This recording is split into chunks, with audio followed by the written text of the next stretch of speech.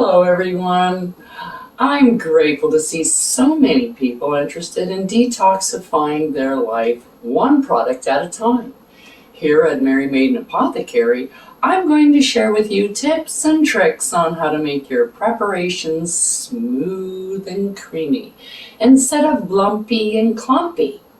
I'm also going to share with you recipes that have been handed down from other witches.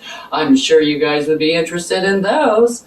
So come along on this journey with me and let's create.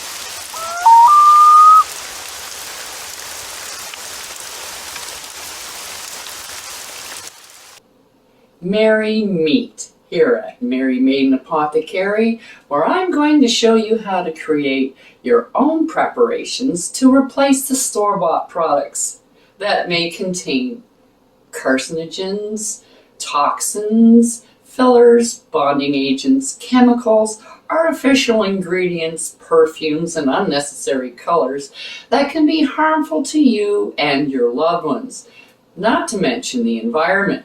So give yourself the satisfaction of knowing every ingredient that is in your preparation, as well as being able to pronounce them. Wouldn't that be nice? So grab your wand and let's whip something up.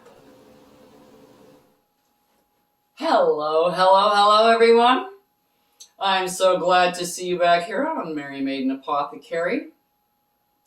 Today we're going to be doing some bat's blood. Now we've been doing, we did dragon's blood, and we did dove's blood, and now bat's blood. So if you're looking at dove's blood is for kind of positive things. So bat's blood would be for all the negative things, all that dark stuff that you do, like domination, binding spells, commanding spells, hexes, curses. You can also use this to remove a hex or a curse as well. To remove anything like that, to remove a spell, this is what you use, is you can use your bat's blood. Excuse me, I got a hair that is stuck to my eyelashes. There we go. I can see. So you have that, and it's also really, really good for controlling spells, which leads right into love spells. Love spells are binding, controlling, and commanding spells. Other than the attraction spells, use this. Everybody's using the wrong crap. A love spell is not a positive spell. A love spell is a binding spell. It's a commanding spell. You want somebody to do something that is not what they are intending to do. You're trying to change their behavior. It is not a positive spell. It's a negative spell because you're imposing your will upon another person. That's what dark magic is. So if you want a real successful love spell, use bat's blood ink, not dove's blood ink. Everybody's thinking, oh, this is what I want. No, this is what you don't want to use. You use the right stuff for the right stuff. You're using a commanding spell, then use the proper ink for it, and you will have much more luck if you start thinking about a love spell in that way, because that's what you're doing. Anywho, we're going to do the same procedure as we have for the other ones. We are using dragon's blood resin, but we're going to be putting this into the tincture, the little brew that we're going to be making right now, which is isopropyl alcohol. Don't use rubbing alcohol. Isopropyl is much better.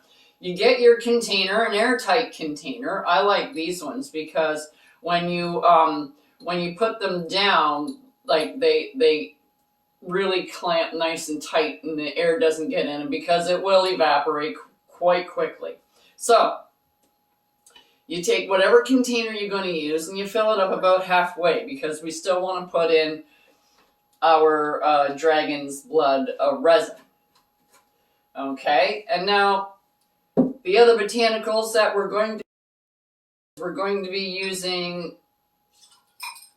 Okay, put it in there for now so we can. We're going to be putting in cinnamon, and I don't have any cinnamon sticks. I would suggest that you put in bigger stuff, like pieces of cinnamon. It's a lot easier to strain out. You want your ink with the least amount of mud and particles in it as you possibly can. And so if you're using a, that looks good, that's about 3 shakes. If you're using bigger pieces, it's easier to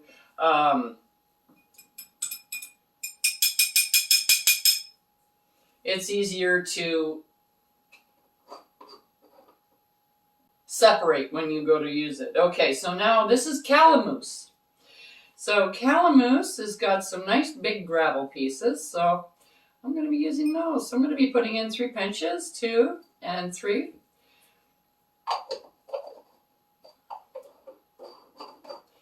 Lavender. And we're going to be putting in 3 little pinches of lavender as well. 2 and 3. Into here. And last but not least, we're going to be putting in some cloves. So I'm just going to get like a nice little bit fistful here. There we go. We're going to put in some cloves. There we are.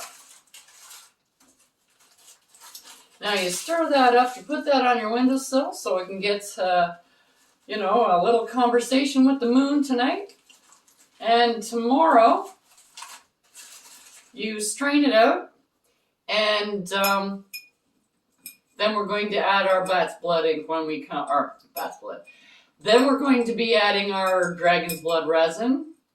So you can put in your intention now, you can put it in later, you can put it in anytime you like. This as long as you put it in at some point.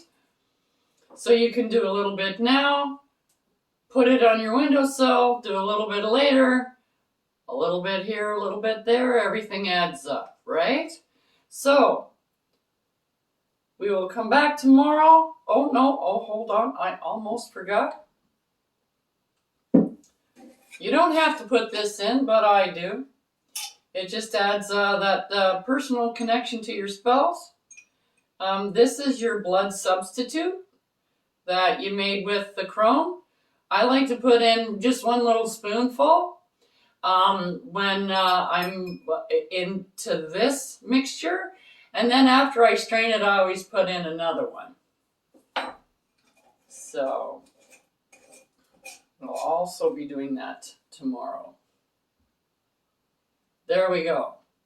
Now that I've got everything ready for today, we'll see you tomorrow and finish up our bat's blood ink. Regardless, we have our blood ink made, and now you can go and find what you can use it for.